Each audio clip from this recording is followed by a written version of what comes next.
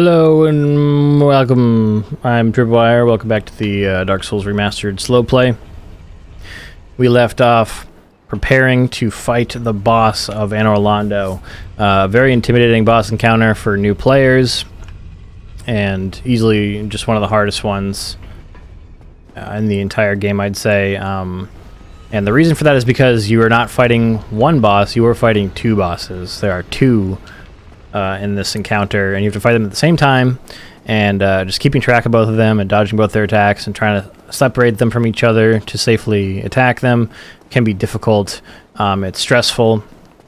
It's a real test of skill when you get to this point for the first time, and it's a very exciting boss fight. I think it's a fun one personally, and it is what stands between us and the ability to warp between bonfires, so it's very important that we get it done.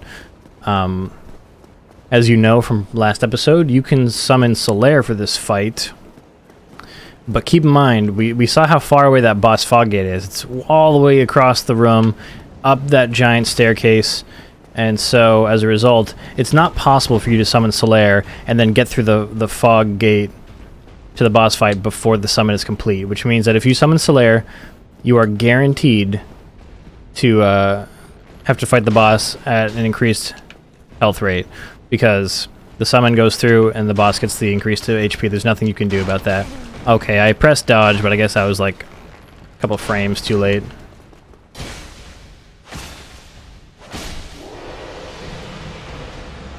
So this guy will come up here. So the thing I like least about summoning Solaire here is dealing with these guys, because Solaire is an NPC, and he's going to want to fight these guys. Now, as a player, we know they're not worth our time, because these guys are just like the ones outside, except they have more HP, but notably, they can cast miracles. Now, one of those miracles will knock us backward and hurt us, and another miracle will heal themselves, which is just the worst. Oh shit, I think yeah, we got him, nice. So they can use a healing miracle, which sucks, because if you're trying to deal with them with Solaire, he's gonna get focused on them because he's like, he has to fight them. He's like, oh, enemy, and then they will just take some health off of him, and it'll make him less effective as your summon when dealing with the boss. So it's kind of unfortunate that they're right here. I'm just gonna try to deal with them myself before summoning Solaire. Not getting anywhere near that shield. No. Alright, that was really good. They didn't even try to heal. Most of the time they'll back up and they'll heal. And we got a chunk. Nice. So what I like to do is at least kill one of them. If you want to summon Solaire, I'm on the wrong side. If you want to summon Solaire and deal with both of them, you can. Having a distraction does make it easier to like hit them from behind where the shield won't block it. But what I like to do is kill at least one of them. If you want to tag team the last one, you can. Solaire can take aggro and you can just kill them. But this is where Solaire is, and we got all the way up those steps, so it's not possible to summon him and then sprint to the door first. So just go ahead and summon him and then wait. And also, it's extra dumb because the Solaire AI is even worse than you thought. If you don't stay up here with Solaire and lead him down the staircase, and you're down there, he will step off of the edge of this platform and he'll take fall damage before he's ready to fight the boss with you. So stay up there with him and pretend he's a dumb little baby and lead him down. So this is the Ornstein and Smo boss fight. It is the first boss encounter where you're going to have to deal with multiple enemies at a time. It is going to be very intimidating, and their movesets are very different. Ornstein is slender and agile. He uses a spear, and he can shoot lightning out of his spear. Smo is enormous. He has a giant hammer. He moves a lot slower, but his attacks will hurt a lot, and you just need to keep them apart. You don't want to be dodging both their attacks at the same time. The reason I am okay with summoning Solaire, even though they're going to get increased health, is because having a distraction, especially when there's two bosses, is really useful. And the way that this works is that you should choose one boss to focus on. Do not whittle their health down evenly, thinking that, oh, I'm so smart. When the first one dies, I'll just finish off the second one. That's not the way this boss encounter works. As soon as you kill one of them, the other one will like absorb the energy of their fallen comrade, and they will get stronger, and then you'll enter the next phase of the fight where you have to kill the second one off, but their health will be full, and they'll be like a buffed version of themselves. So don't bother splitting damage between them. Choose one and stick to it. It's widely regarded that Super Smo is easier to deal with than Super Ornstein, so we're going to kill Ornstein first. And also keep in mind, you get the soul of whoever you kill second, and the armor set of whoever you kill second becomes available at that NPC back in Firelink Shrine. You cannot get access to the soul or the armor set of the one you kill first. So if you want both armor sets, you got to do 2 playthroughs. Now, we're going to do one final thing, which is equip a charcoal pine resin. This is one of the reasons I bought them. I believe that either one or both of them is slightly weak to fire, so we're going to use every advantage we can possibly get, right? Buff your weapon with fire, switch back to your Estus, go on through.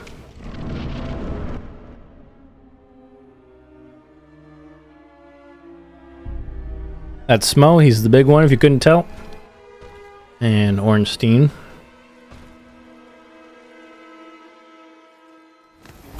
Now, a lot of the time, Ornstein will start off by just flying right at the player. So, come off to the left side. See, look what he's doing right now. Boom. He's like zooming at you. So, I like to stand behind the pillar. He also dodges a lot. Okay, I'm not doing a good job hitting him, but look at that damage, though. Alright, so Smo's gonna hit me, or try to. Alright, so that I dodged Smo's attack, but then Ornstein hit me. So there, I was watching out for Smo's attack. Dodge away. So obviously my damage is really good. Oh, shit. Oh my fucking god, I actually let them kill me. Of course this would happen when I'm recording for a freaking audience. I haven't died at Ornstein and Smo in like... I don't know how long. I first tried Ornstein and Smo on my drunk stream a couple months ago. That's embarrassing. That's embarrassing. Why are you guys watching me? I wasn't being careful about my HP. It's all it comes down to. Well, let's try that again, shall we? So, I wasn't being super careful. I was being a little reckless, but I mean, I really didn't think it was going to go that badly. Jeez. So, Ornstein was literally one hit from dead. That's just really unfortunate. So, obviously, like, Solaire made a good distraction. However, when I dodged Smo's attack, Ornstein switched his targeting back to me without me knowing and hit me when I was looking away. And then there was that unfortunate series of events where I kept getting hit and I had no opportunity to heal in between hits. That really fucking sucks.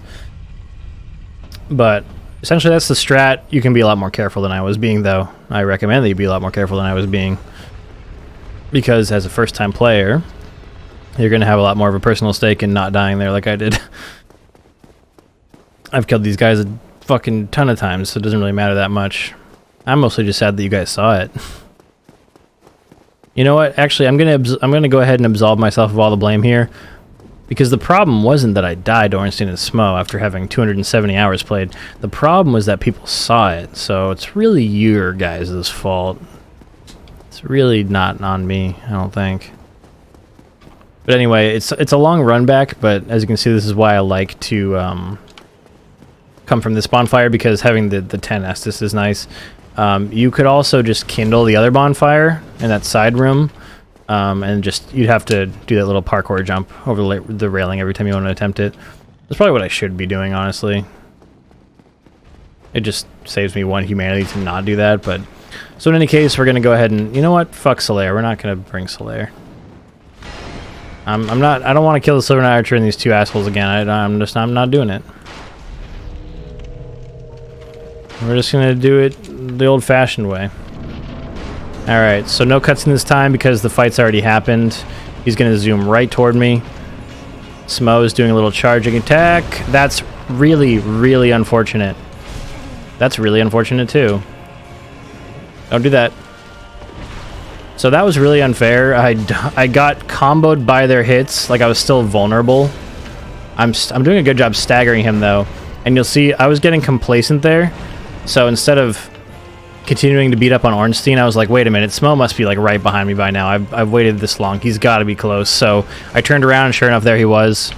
Dodged away in time to not get slammed by him. Like so.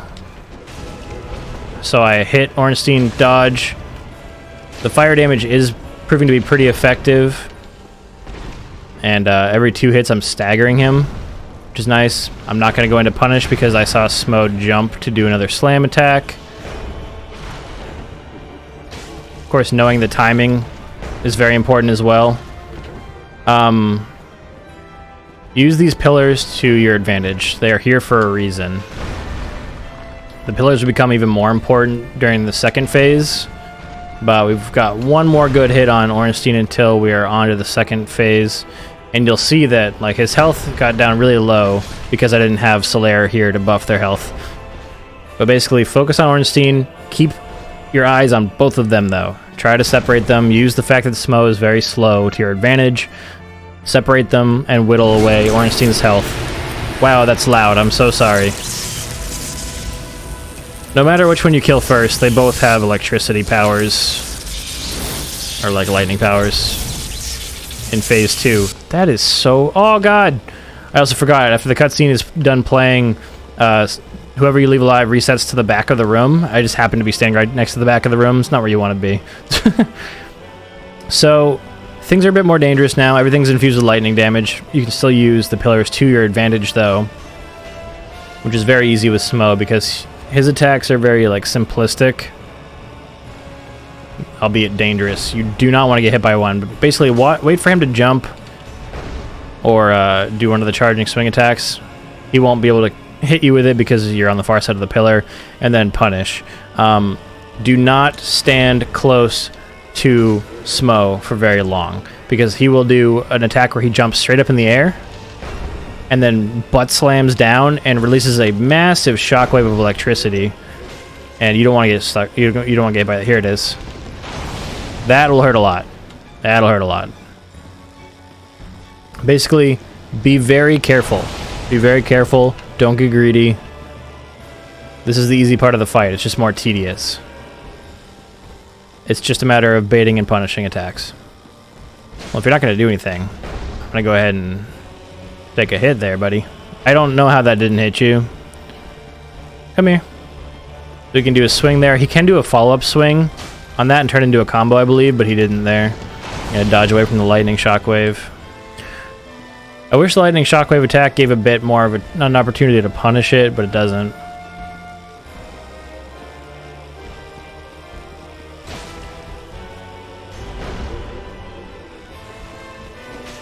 He likes to jump backwards away from you as well. Alright, this is the attack I like. Easy to punish before he backs up. Again, good. Good.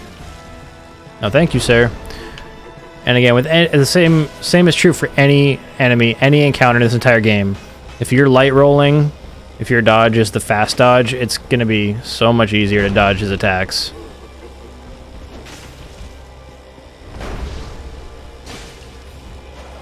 But if you're doing enough damage, you can actually stagger these guys pretty easily. If you're going a strength build really early on with this Zweihander, you can stagger him every attack if you're doing enough damage. And then don't let him do anything, which is pretty cool. Oh, I missed. Shitty fucking tits. Goodbye, Smo. I should have finished him off before he had a chance to hit me, but I hit his ginormous hammer, and it absorbed all the damage, similar to hitting the Sentinel shields. 50,000 souls for killing Ornstein and Smo. Honestly, it's not as bad as I made it look. Like, that was kind of a sloppier fight of mine, but it's tough. It's tough to go from fighting only stuff, basically one-on-one, especially bosses, to fighting Ornstein and Smo. It's a difficulty spike for sure. So, we've got this bonfire. We'll go ahead and level up.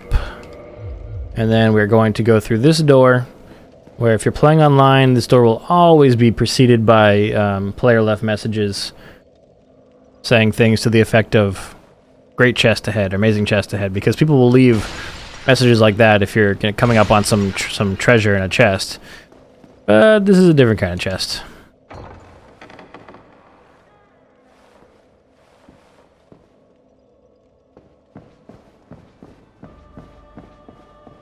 Thou hast journeyed far, and overcome much, chosen undead. Come hither, child.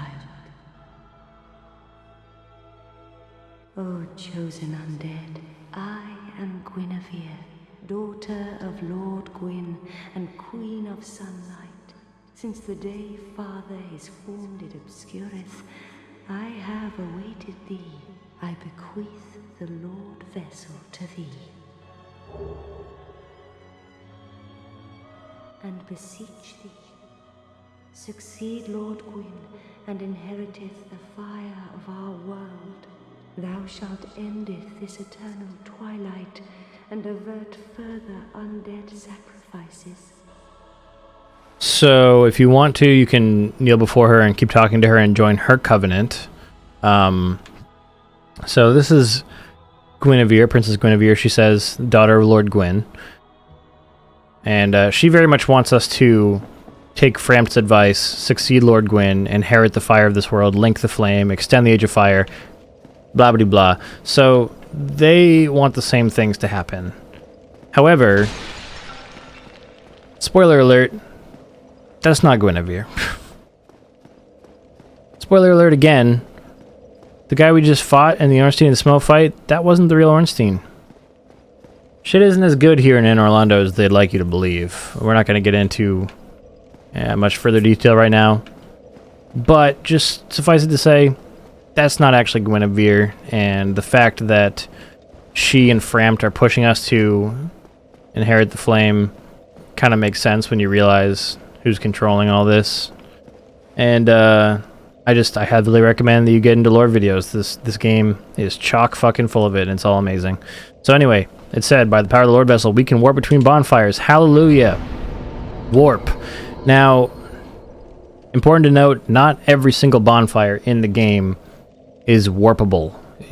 That's probably not a word, but you know what I mean. These are the ones we have access to right now. The one we're resting at right now we can warp to, but it's not on the list because we're here. Undead Parish is the one above Andre. Depths, you know already, it's the one where we were resting in that slime hallway. Daughter of Chaos is Quelag's sister, above the Demon Ruins. And Orlando is the first bonfire we rested at when we got here. The Sunlight Altar is the one at the end of the Hellkite Drake Bridge, and then, Firelink Shrine. So those are the ones we have access to right now. Every other bonfire we've rested at in the game so far is not a warp option. We will add to this list as we continue through the story. There are quite a few bonfires you can warp to, but a lot of them you also cannot. It's mainly just like key bonfires. There are a couple of bonfires I think they chose not to let you warp to that were a missed opportunity. There's no way to warp into Blighttown, which I think is garbage. And there's no way to warp into the Catacombs, which I think, again, is kind of garbage. But, that's their choice. That was their choice. So, let's head back to Firelink Shrine and talk to Framt to see what he has to say. I'm sure that he will be excited. If we ever get there. There we go. Home sweet home. Alright. Sometimes when you come back here, Framt is asleep. Remember early in the series I pointed out that you could hear him snoring before he was even here. And in that case you just hit him with your weapon and he'll wake up, but he's awake right now. Heavens! You have done it!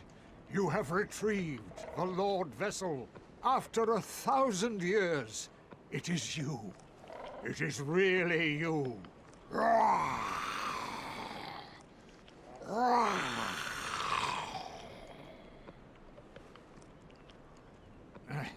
Forgive me. I really should calm down. Yeah, you really should. Now, let us take that vessel on a journey. I assume that you are ready. Now, be still. You can't just assume that I'm ready. You gotta wait for some confirmation, especially before you do what you're about to do, dude. Ah!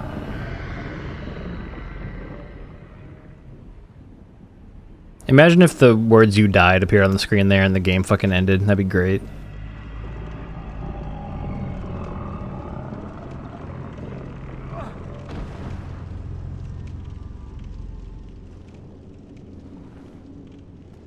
Chewing bubblegum? What's going on with you, man? This is the Firelink Chamber for the successor of Lord Gwyn. Now, place the Lord Vessel on the altar. Upside down, he kind of bothers me more than right side up. He kind of looks like a hell puppet. I don't know why I think that, but it's just what he... So, just the vibe I get. So this is the Firelink altar underneath the Firelink shrine. You don't have to ride down in his fucking mouth. You can just jump into the pit. And behind that door is the area that leads up to the final boss fight. But first we have to place and then satiate the Lord Vessel, remember.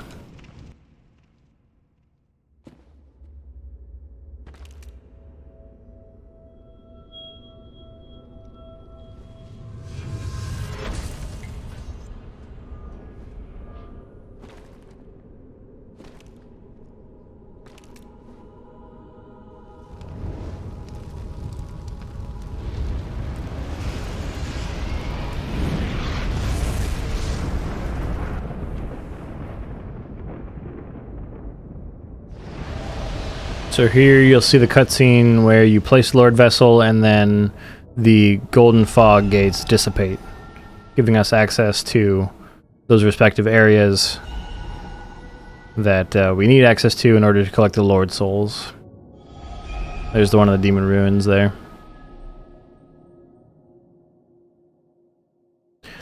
I think I may have mistakenly said there were 4 golden fog gates earlier in the series. I just misspoke. There's only 3.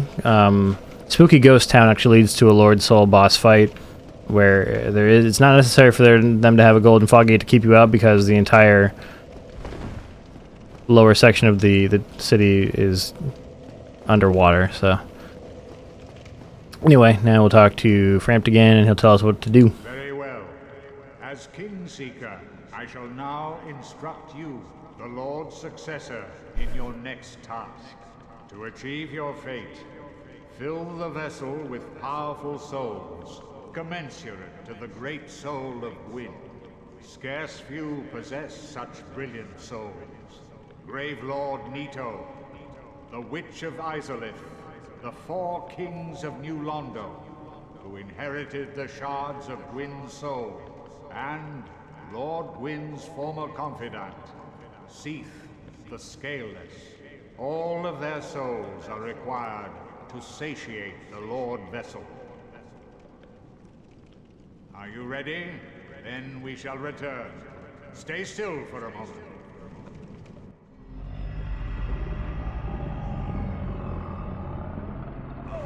You can't just be doing shit like that to people, man. Watch how his fucking ears reset after this cutscene. It's so great. Or not ears, whatever those things are. They look like ears. In the wrong spot though. Bloom. They just flop all over the place. That happens every time. I love it. So we're gonna go ahead and talk to him. Feed item. So if you go down to the bottom here, we can feed the gold coin to him for 5,000 souls. We get 15k souls total from all these silver coins. Now, this is mysterious. The Soul of Smo sells them for 1 soul. So don't do that. Either consume it or use it to make a boss weapon. The Soul of the Moonlight Butterfly, however, sells for 8k souls, but if you consume it, you only get 1,200. So sell that one to Frampt for sure. Farewell. So it's interesting that he says that it's been 1,000 years. 1,000 years. He specifically has been waiting, or he in particular has been waiting for an undead to fulfill the prophecy. Also, if you come over here, this is where you'll find Griggs and Big Hat Logan. And then over here is where you'll find Laurentius, the man we saved down in the depths, who is very nice and who will let you upgrade your Pyromancer's Flame. Yeah, I made it out safely too. I have my Pyromancer the Great Swarm, so I can usually manage with a bit of care. Oh yeah, by the way, I can share my spells with you. I think you have a knack for it. All you need are the materials. I'll be pleased to help you. Unless you find the magic's unsavory. So this answer confuses a lot of players because you're not answering, do you want to learn stuff? You're answering the question, do you find the magic's unsavory? So you want to say no. Yeah, wonderful. I'm sure that they'll be of some use, some assistance. Why, let's get started right now. So you can purchase items from him, just like the other vendors sell their sorceries. He sells different pyromancies. Fireball we already have. We started with it because we're a pyromancer class. The Flash Sweat actually makes you resistant to fire damage for a while. Iron Flesh gives you super armor, but it makes you very slow. Combustion is a great pyromancy. It's actually very cheap. Man, we're going to grab that. Fire Orb. I don't know that I've used that one, but it just sounds like a better fireball, huh? AK Souls. Goodbye then. Whoops. Combustion is cool. You just kind of put your hand down and light fire to whatever's in front of you. Great for farming those slimes. So then if you want to upgrade your Pyromancer's Flame, you choose Modify Equipment, and then it just costs a certain amount of souls to upgrade it. The number doesn't change, but I promise it's getting stronger. So 500 souls, 1,000 souls, 2,000 souls, 3,000 souls. It costs a lot if you want to upgrade it to, you know, a really high amount. I'm not going to keep doing that because we're going a strength build, but that's how you upgrade your Pyromancer's Flame. Because again, Pyromancy's strength is not connected to any of your stats. And I leveled up with him one too many times. I will just go ahead and use the Soul Smo. And we'll go ahead and grab another little bit of strength and endurance. I think it's going to wrap things up for us here. Made some really good progress today. I have to kind of take a minute and decide what I want to do next, because we could head off to collect the Lord Souls, but I don't think I'm quite ready to do that. I think I actually might take us back to Anor Londo for next episode and explore the Painted World. I'm not sure yet. But whatever I decide, I will see you guys in the next one for it. Thank you so much for being here for this one. Goodbye.